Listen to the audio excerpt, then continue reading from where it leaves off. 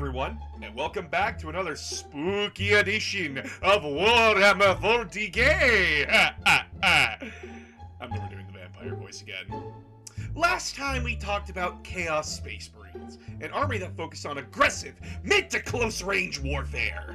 But today, we are expanding the Chaos roster by looking at my favorite army of all time. The Thousand Suns.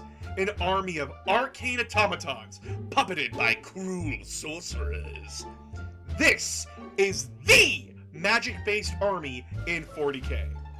But before we get into their lore, a disclaimer. My patrons voted for this army that we're looking at today, and if you want to have a say in the next army we look at, please go subscribe to the Patreon. It's only $5 a month, and you get to see videos early, see the progress of those videos as they're being worked on, and vote on what we talk about next. Now, let's get into the lore, before something else goes wrong with my computer. You what? The Thousand Suns story begins before the Great Crusade, when they were known as the 15th Legion. The Suns were a weird legion compared to the others, having a focus on psychic warfare. Something the other legions found either unnerving or dishonorable. Many would call for the disbanding of the 15th Legion over the course of the Great Crusade, but the Emperor ignored these calls, stating that the 15th were a useful force of warriors, but never elaborating more from there. These complaints would only grow. When the Primarch Magnus the Red was found in the desert paradise world of Prospero, Magnus was an extremely powerful psyker, one of the top 3 in all of the Imperium. Sadly, these psychic abilities could not help Magnus with the issues of his legion. The 15th was reduced to a mere 1,000 warriors due to a strange genetic mutation that Magnus and the Emperor could not figure out how to cure. But in secret, Magnus would make a deal with an unknown entity, trading his eye to save his sons from their genetic curse. And for a while, it seemed to work, and the newly named Thousand Suns rose from the ashes as a proud and strong legion. However, over the course of the Great Crusade, the Thousand Suns and their Primarch would become arrogant and secretive, believing that they had mastered the realm known as the Warp, and judging others to be ignorant barbarians when met with criticism of their tactics and ways of conducting war. This would come to a head when the Emperor called a council to discuss the use of psychers in the Imperium, as well as a secret trial for Magnus and the copious amount of accusations against him and his legion for witchcraft. Magnus and others would speak up in defense of psychers, both inside the legions and within the Imperium. But due to a combination of Magnus's arrogance and the proof that Magnus and his sons were out of control with their psychic gifts, the Emperor decreed that psychers within the legions were to shackle their powers and return to normal duties, and that if anyone broke this edict, they would be executed. Now, a lot of you would probably think Magnus would respect his father's wishes and do his best to make up for his mistakes. What do you think this is? Star Trek? No, Magnus only doubled down. You see, children, Magnus would try to stop Horus's corruption to chaos by using the very same powers, and predictably, he would fail. In fact, it was Magnus's open defiance of the Emperor that gave Horus the final nudge he needed to join chaos. Now here you'd think Magnus would learn his lesson, but nope! He tripled down, and would use his psychic powers to try and warn the Emperor, making a deal with the same unknown entity to break through the Emperor's psychic defenses on Earth. Magnus would, as a consequence, destroy the Emperor's great work and be branded a traitor for his mistake. The Emperor would dispatch Leman Russ, Primarch of the Space Wolves, to capture Magnus and bring him back alive. But Horus, now secretly a traitor, would change the order, wishing for Magnus and his legion to be exterminated. The Thousand Suns would face the wrath of Leman and his wolves, and during the fighting on their homeworld, the same curse that reduced the legion's numbers all those years ago resurfaced, causing many to mutate and become horrific monstrosities. Magnus would come to fight Leman Russ in one-on-one combat, but it would end with Magnus's physical body being killed and his soul broken across the warp. But before his shattering, Magnus would make one last deal with the mysterious entity to save his sons. The entity would reveal itself to be Tzeentch, the Chaos God of magic and fate. Sadly, this wouldn't be the end of the Thousand Sons' woes. With their Primarch's soul having to be pieced back together over time, and ascending to demonhood as soon as he was whole, the Legion was still stuck with the genetic curse. The first Captain Ahriman, and the right-hand man to the Primarch, would conduct a ritual trying to cure the genetic curse. Sadly, it worked too well. The more powerful Psykers getting an even stronger power boost from the ritual, but the other 99% of the Legion would be turned to dust, their souls trapped inside their armor and to be used like puppets by their stronger brethren. Thousand Sons in modern 40k find themselves slaves to fate, Magnus seeking revenge against an empire that shunned him and his sons, while their first captain seeks for a way to restore the Thousand Sons back to flesh and blood. The Thousand Sons thought themselves the masters of their own fate, only to become literal puppets to fate itself. Let's get into the army. Mini Magnus, come forth!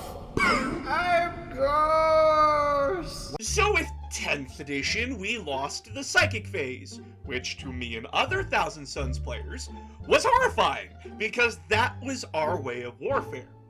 However, what we got instead was a good compromise. The Thousand Sons army ability is called Cabal of Sorcerers, and it works like this. Each unit that has a Psyker or is a solo character gives a certain amount of Cabal points.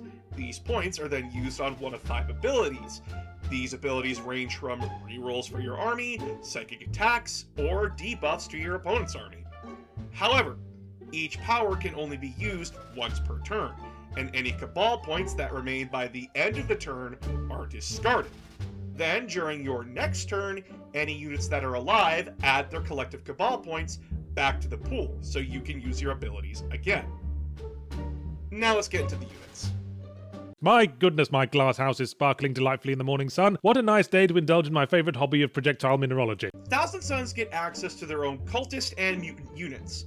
We talked about cultists in the Chaos Space Marine video, and their use hasn't changed at all with Thousand Sons.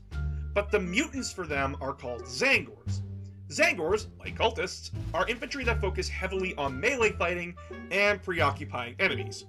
Much tougher than their cultist counterparts, Zangors can actually be quite scary in melee combat, as well as having their very own fast-hitting sniper model and a leader who makes Zangors much stronger in melee.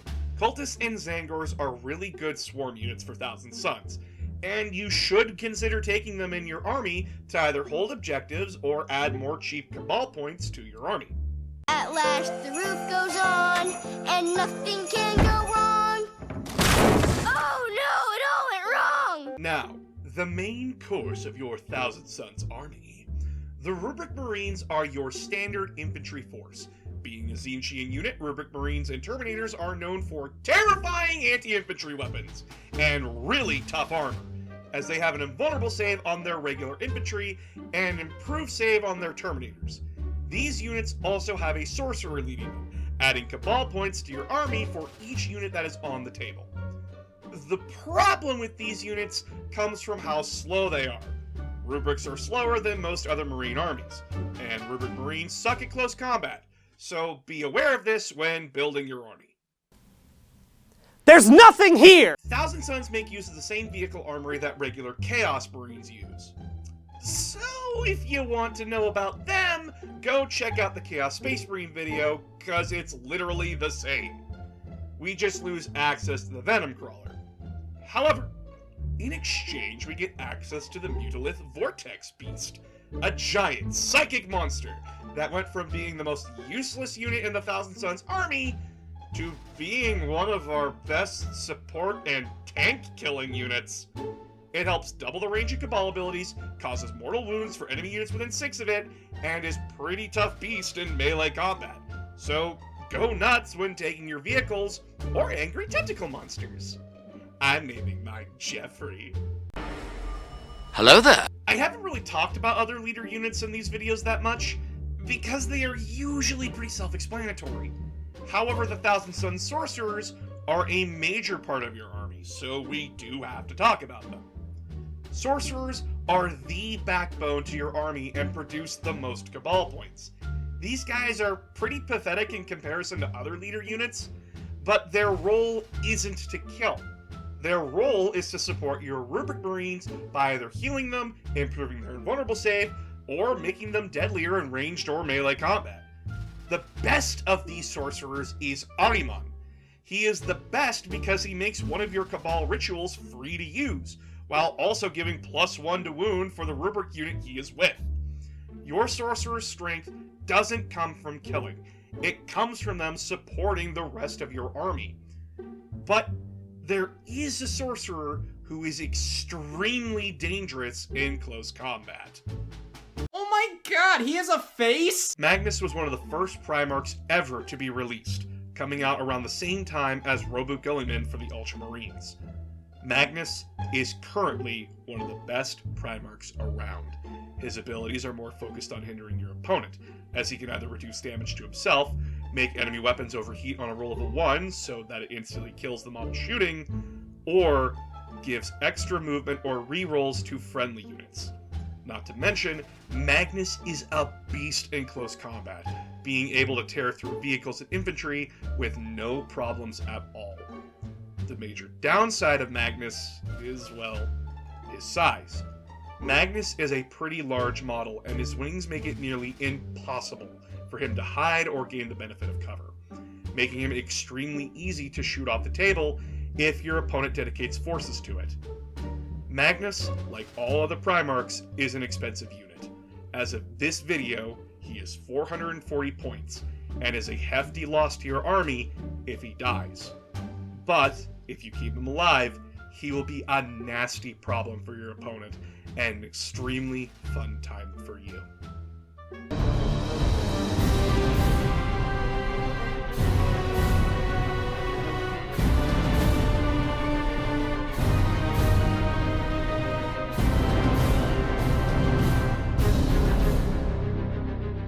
And that's the Thousand Suns army. An army that focuses on debuffing enemy units while buffing their own.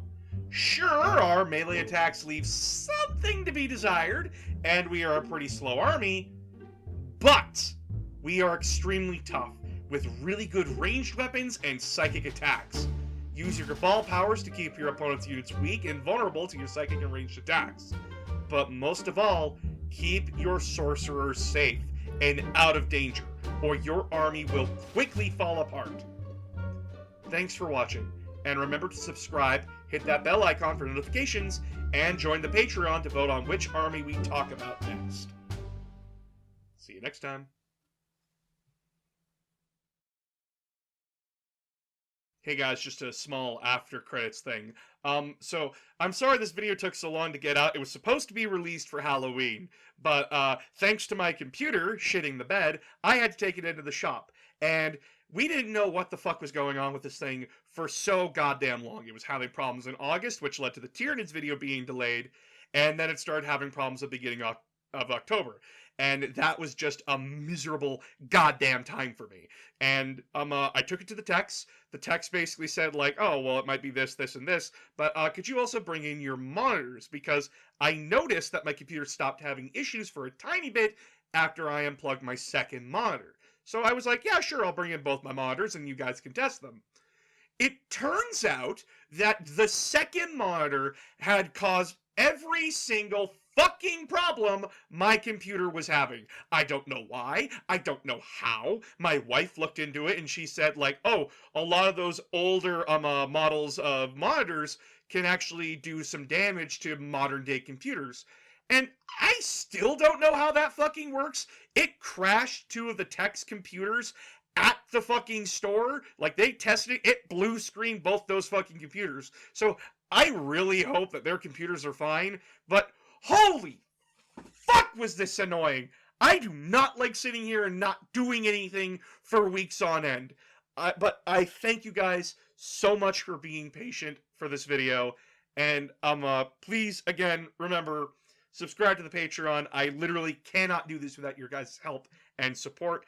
And as well, please join the streams that I do Monday, Wednesday, Friday, Saturday.